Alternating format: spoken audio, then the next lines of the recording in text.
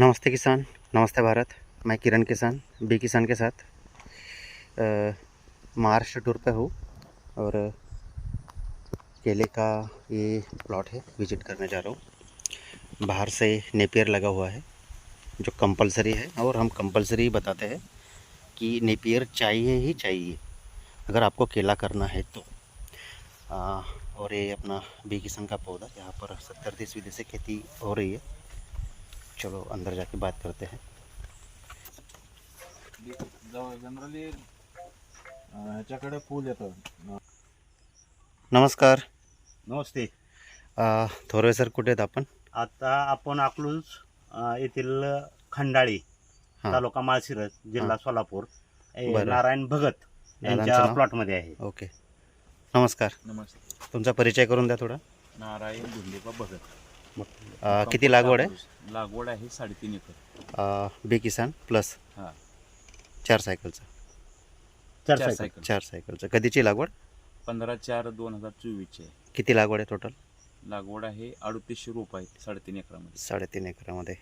Graph काय घेतलाय? Graph घेतलाय 5/8 5/8 झिगझॅग 70-30. 70-30 ने. नाली पाली. बरं सह. बरं बरं बरं. म्हणजे सुरुवातीला उन्हाळ्यामध्ये लागवड केली त्याच्यामुळे ताग वगैरे टाकलेला हो. होता तुम्ही, धेंच्या वगैरे टाकलेला होता. उन्हाळ्यामध्ये लागवड असल्यामुळे तागाचं हे केलेलं आहे. बरं, आत्ता तारीख आहे समजा 1 तारीख आहे, 1 सप्टेंबर आहे. 1 सप्टेंबर आहे. 15 एप्रिलची लागवड आहे. हम्म. जवळपास 3.5 महिने झालेत. हम्म. 3.5 महिन्याच्या हिशोबाने बघा तुम्ही, हा स्टेम बघा. स्टेम आणि पूर्ण जी मॅच्युरिटी सिम्पटम्स जे म्हणजे हा जो एक कलर येतो ना मॅच्युरिटीचा, डार्क चॉकलेटी, हा म्हणजे एक सिम्पटम असं आहे की जे तुम्ही खतं वगैरे देतायत ती पूर्णचे पूर्ण अपटेक होत आहे, झाड पूर्ण घेत आहे. दुसरं बऱ्याच ठिकाणी काय होतं की जमीन सपोर्ट नाही करत, आपल्या याला सपोर्ट नाही करत. मग त्याच्या वेळेस तेव्हा काय होतं की लोक खतं देतात, शेतकरी खतं देतात, पण झाड असं ग्रीन दिसतं. बरं बरं. म्हणजे ते काय होतं, ते खतं अपटेक नाही करत आहे. ग्रीन दिसलं तर अपटेक करत नाही समजायचं. अपटेक नाही करत आहे आणि ते जमीनमध्ये फिक्सेशन होतं आहे. आता त्याचं काय कारण आहे की बरेच शेतकरी ही 70-30 फॉलो नाही करत. म्हणजे हे जी इथे कचरा आहे ना, हां. आता कचऱ्यामध्ये जीवाणू अवेलेबल असतात. ते तुम्ही ते खतं देतात, जे काही खतं देतात, रासायनिक असो किंवा आपलं हे असतो शेणखत वगैरे जे काही असतं, ते पूर्णचे पूर्ण अपटेक करतात. ते म्हणजे कंपोस्ट करतात. कंपोस्ट केल्यामुळे आणि कचरा मल्चिंग असल्यामुळे ते जीवाणूंना वातावरण मिळतं, पोषक मिळतं. क्लायमेट कंट्रोल असतो तिथं, आणि ते सगळं खतं डिकम्पोज करून झाडाला अवेलेबल करून देतात. त्याच्यामुळे झाड कंटिन्यू ते खतं घेत असतं. आणि दुसरा एक फायदा याच्यामध्ये, तुम्ही हे ड्रीप इकडनं पाणी चालतंय, हो. इकडच्या बाजूने कोलर राहतं, हो, म्हणजे इकडे क्रॅकिंग असतात, तिकडून हवा इथे ऑक्सिजन येतो आणि इकडे खत भेटतात. बरोबर. ते झाड कंटिन्यू खतं घेत राहतात, घेत राहतं. जशी त्याला गरज असते त्या पद्धतीने ते खतं घेत राहतात. त्याच्यामुळे, आणि याच्या विरुद्ध जर केलं म्हणजे पारंपरिक पद्धतीने जर केलं तर दोघं बाजूने नळे असतात. बरोबर. काही काही ठिकाणी डबल ड्रीप टाकतात, दोघं बाजूने नळे असतात, पाणी असतं झाडाजवळ फक्त, बाकी त्याला ऑक्सिजन मिळत नाही. त्याच्यामुळे काय की ते जसं कोरडं होतं, ऑक्सिजन जातं, ऑक्सिजन आणि खताचं कॉम्बिनेशन होतं, जीवाणू ते कंपोस्ट करतात, तेव्हा ते झाड घेतं. बरोबर. आणि ह्या कंडिशनमध्ये ते दोन्ही बाजूकडे नको आहे. दोघं बाजूकडून नका, एका बाजूने त्याला क्रॅकिंग पाहिजे, हवा ऑक्सिजन आत जायला पाहिजे, शुद्ध हवा, आणि इकडे खत आणि पाणी पाहिजे. ते झाड मग कंटिन्यू चालू डेव्हलप होत नाही तिकडे, होईल का? होतात ना तिकडे, होतात ना. होतात. त्याचं झाडाला माहिती आहे मला बरोबर. खाण्याचं कुठे आणि सपोर्टचे कुठे वाढवायचे, बरोबर. ते झाड बरोबर करतात. त्याच्यामुळे ही जी एकदम मॅच्युरिटी आली आहे पूर्ण, म्हणजे त्याला म्हणतो आपण मजबूतपणा, ती झालेलं आहे. आता जर तुम्ही 3.5 महिन्याचं झालेलं आहे आणि इथे जर हिशोब केला तर जवळपास 30च्या प्लस येतो या बुंदा 30च्या प्लस आहे सर, बरं का. 30 प्लस झालाय. 4.5 महिने झाले, 3.5 महिने नाहीत ऍक्च्युली. 4.5 महिने झाले. 4 महिन्यामध्ये 30 प्लस म्हणजे जवळपास दर महिन्याला 5 ते 7 इंच वाढतोय. वाढतोय, बरोबर आहे. एकदम मॅच्युरिटी आहे. तरी ही जमीन चोपण आहे, चोपण जमीन आहे, पण आणि याला काळी आहे. बघा, चोपण जमीन जरी असली ना, भारी काळीची म्हणतो आपण तिला, पाणी धरून ठेवते, त्याला हीच पद्धत ओके, योग्य सगळ्यात आहे. योग्य आहे. कारण इथं हे कोरडी असल्यामुळे एरिएशन होतं इथं. आणि हे बागायतदार तसे आज 10-15 वर्षापासून केळी करताय ना तुम्ही. आणि त्यांची जुनी पद्धत होती 7x5 ची. 7x5 पण आता ही नवीन पद्धत त्यांना आपण पहिल्या वर्षीच करायला लावलेली आहे इथं.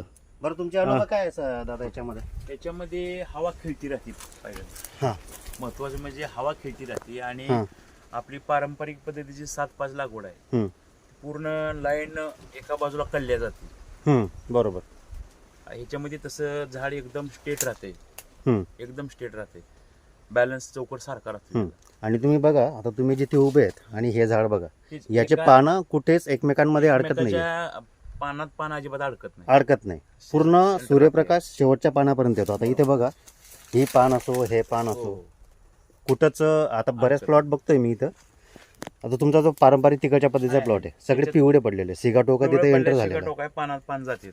जातात लाईनचे. तिथं. आणि याला सर्वायू भेटतं पूर्ण, सर्व सारखं अंतर आहे चौकून, सर्वसारखं अंतर आहे आणि एकसारखे प्लॉट दिसतात सगळे. एकसारखं. त्या 7x5 मध्ये काय होतं की तुमचं 3रं-4थं झाड कमजोर दिसतं, नाही व्हेरिएशन राहते त्यात व्हेरिएशन येतं. 100%. एकाच लाईन मधली 4 झाडं मोठी दिसतात, 4 झाडं बारीक दिसतात, हा. असं दिसून येतं त्या प्लॉटमध्ये. खालचा तना आणि पानांमधलं अंतरी आणि पूर्ण शेवटपर्यंत याची मॅच्युरिटी जे दिसतंय ना, हा हा. ही पूर्ण शेवटपर्यंत ब्लॅक म्हणजे शेड म्हणलं की पूर्ण ओढते म्हणायचं झाड. हां पूर्ण ओढते ती. जी जेवढं देतात तुम्ही तेवढं ते सगळं खाता येईल, मजबूत बनतंय. बरोबर. तेवढंच हे आउटपुट पण काढेल. काढेल. इथं मिनिमम तुम्ही 35-40चा आरामात करून घ्या, अच्छा. अंदाजा करून घ्या. बाकी सगळीकडे जर आपण नजर फिरवली तर पूर्ण बगीचा आपल्याला हेल्दी दिसतोय. म्हणजे कुठेच पानांवर डाग धब्बे नाही आहेत.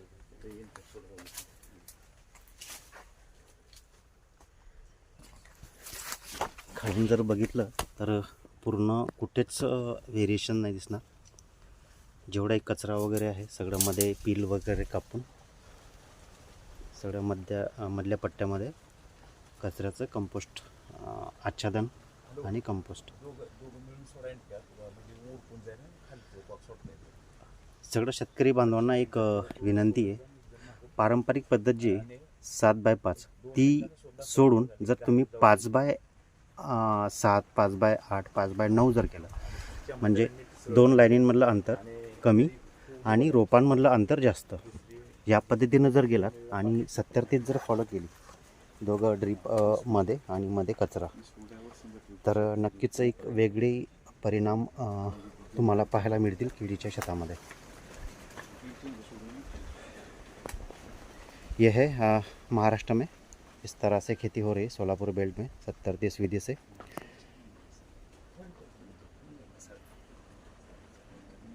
ये सोलापुर का जो एरिया है, यहाँ पर ये पूरा एक्सपोर्ट हब माना जाता है केले का. तो एक्सपोर्ट के लिए इस तरह का आपको प्लांटेशन करना पड़ेगा और 70-30 विधि से जाना पड़ेगा. जुड़े रहो बे किसान के साथ. मैं किरण किसान.